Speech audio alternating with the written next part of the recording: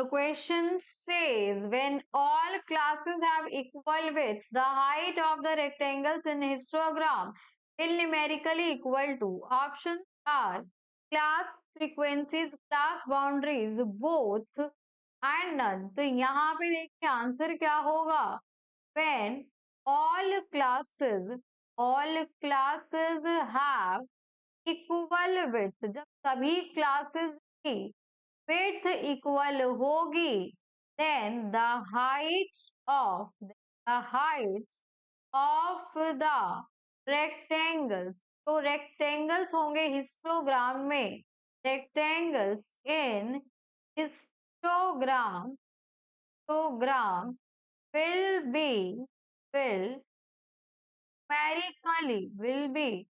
numerically equal to the class frequency. जब width equal होंगी, class frequencies है वो रिप्रेजेंट होगी हिस्टोग्राम के हाइट से. जो हिस्टोग्राम बनेगा के हाइट से, with the Heights of rectangles in histogram, class frequency will be represent.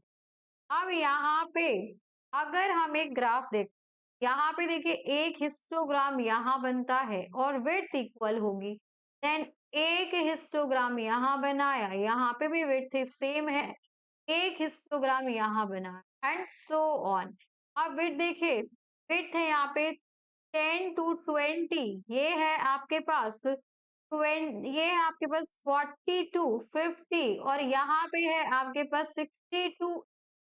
अब यहाँ देखिए +10 यहाँ पे 60 to 70 होगा, 60 to 80 नहीं होगा, तभी ये क्लास विड्थ क्या हो जाएगी? सभी की सेम हो जाएगी. अब यहाँ पे ये डेटा रिप्रेजेंट करेगा 1, then 2, then 3, then 4, then 5, then 6, then 7 and so on.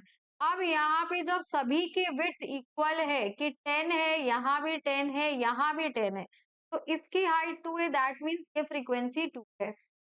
यहाँ पे हाइट 3 है, इसकी फ्रीक्वेंसी 3 होगी एंड यहाँ पे हाइट अगर 5 है तो ये फ्रीक्वेंसी 5 रिप्रेजेंट कर रहा है.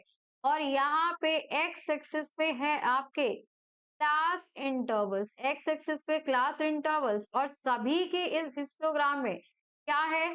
क्लास विड्थ सेम है, तो दिस रिप्रेजेंट्स क्लास इंटरवल्स. और यहाँ पे है नंबर ऑफ स्टूडेंट्स इन अ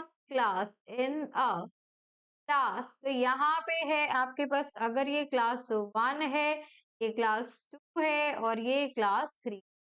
यहाँ से ये डेटा आपको रिप्रेजेंट कर रहा है कि क्या शो हो रहा है, तो यहाँ से हमें पता लग गया कि हाइट फ्रीक्वेंसी शो करती है, तो क्लास फ्रीक्वेंसी. तो option number 1 is the required answer.